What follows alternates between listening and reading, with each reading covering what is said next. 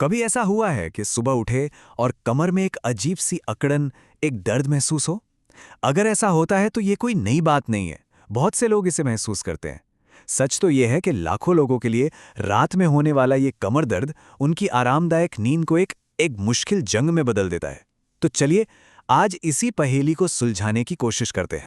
तो सबसे बड़ा सवाल यही उठता है कि आखिर ऐसा होता क्यों है। मतलब दिन भर तो सब ठीक ठाक रहता है, पर जैसे ही रात होती है ये दर्द क्यों बढ़ जाता है। देखिए, ये कोई मामूली सी बेचैनी नहीं है। असल में ना, हमारा शरीर हमें कुछ बहुत जरूरी सिग्नल, कुछ संकेत भेज रहा होता है। तो आइए इन्हीं संकेतों को समझने की कोशिश करते हैं। तो ये सिग्नल आखिर हैं क्या? कौन से संकेत हैं जो हमारा शरीर रात में दे रहा है? चलिए दर्द की इन वजहों को एक एक करके देखते हैं। जैसे कोई जासूस सुराग ढूंढता है, ठीक वैसे ही।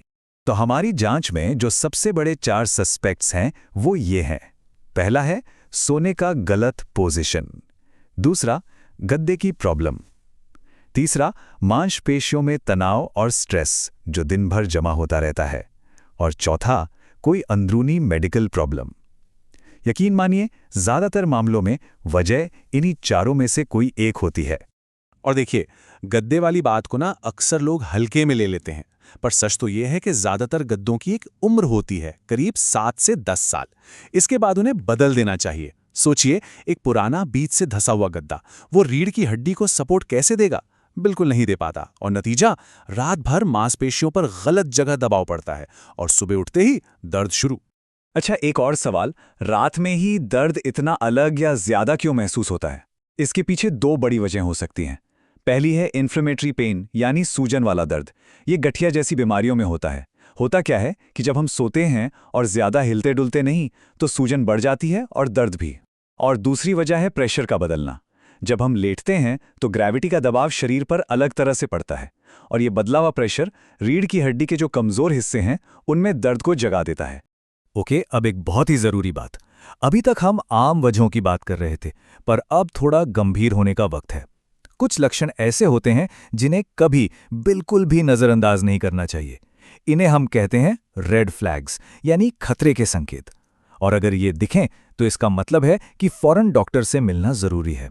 तो ये रेड फ्लैग्स क्या हैं? इस पर बहुत ध्यान देने की जरूरत है। ये सिर्फ दर्द नहीं, बल्कि शरीर की तरफ से एक सीरियस वार्निंग हो सकती है। अगर कमर दर्द के साथ साथ पैरों, पंजों या जांघों में सुन्नपन या झंझनाहट हो रही हो, या फिर बुखार आ रहा हो, बिना किसी वजह के वजन घट रहा हो, या हाल ही में कहीं गिरने या चोट लगने के बाद दर्द शुरू हुआ हो, और सबसे जरूरी, अगर ब्लैडर या बाउल पर कंट्रोल खत्म हो रहा हो, तो ये एक मेडिकल इमरजेंसी है। इसमें एक पल की भी देरी नहीं करनी चाहिए। चलिए अब इन गंभीर बातों से आगे बढ़कर समाधान की बात करते हैं। और अच्छी खबर यह है कि ऐसे कई तरीके हैं, कई एक्शन लेने लायक स्टेप्स हैं जिनसे इस दर्द को रोका जा सकता है और आरामदायक नींद वापस पाई जा सकती है।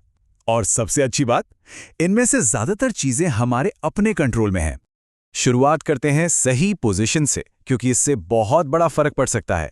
अगर करवट लेकर सोते हैं तो दोनों घुटनों के बीच एक तकिया रखें, इससे कूल्हे एक सीध में रहते हैं।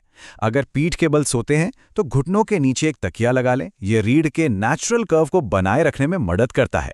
और हाँ, अगर पेट के बल सोने की आदत है तो कोशिश तो यही करनी चाहिए कि ये आदत बदल जाए, पर अगर नहीं बदल पा रहे तो कम से कम पेट के नीचे एक पतला तकिया जरूर रख लें। इसके अलावा कुछ और टिप्स भी हैं जो बहुत काम आ सकते हैं, जैसे कि एक मीडियम फर्म गद्दा चुनना, सोने से ठीक पहले कुछ हल्की फुल्की स्ट्रेचिंग करना, जैसे घुटनों का छाती तक लाना या चाइल्ड्स पोज। इससे मांसपेशियों को बहुत आराम मिलता है। और एक बात जो हम अक्सर भूल जाते हैं, दिन में अपना पोस्चर ठीक रखना। इससे रात में होने वाले तनाव में कमी आती है। लेकिन अगर इन सब घरेलू उपाय से भी फायदा ना हो तो फिर प्रोफेशनल हेल्प लेने में हिचकिचाना नहीं चाहिए। यही सही रास्ता है। तो चलिए देखते हैं कि जब कमर दर्द लगातार बना रहे तो डॉक्टर या एक्सपर्ट्स कैसे मदद करते हैं।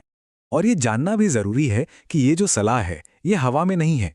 इसके पीछे 30 से भी ज्यादा सालों का भरोसेमंद मेडिकल एक्सपीरियंस है। ये उन एक्सपर्ट्स का तजुर्बा है जिन्होंने दशकों तक मरीजों की मदद की है। तो एक प्रोफेशनल ट्रीटमेंट प्लान कैसा होता है? ये सिर्फ दवाइयों तक सीमित नहीं होता। इसमें कई चीजें शामिल होती हैं, जैसे सही वजह पता करने के लिए एमआरआई या सीटी स्कैन जैसी जांच, फिजिकल थेरेपी, दर्द को मैनेज करने के तरीके, कुछ मामलों में सर्जिकल ऑप्शन और लाइफस्टाइल में बदलाव के लिए सलाह। मकसद सिर्फ दर्द दबाना नहीं, बल्कि समस्या को जड़ से खत्म करना होता है। और आखिर में ये एक बात याद रखना बहुत जरूरी है कि अच्छी नींद कोई लग्जरी नहीं है, ये कोई शौक की चीज नहीं है। ये जरूरी है, हमारे शरीर और मन की सेहत के लिए ये बेहद बेहद जरूरी है। इसी से हमारी रिकवरी होती है।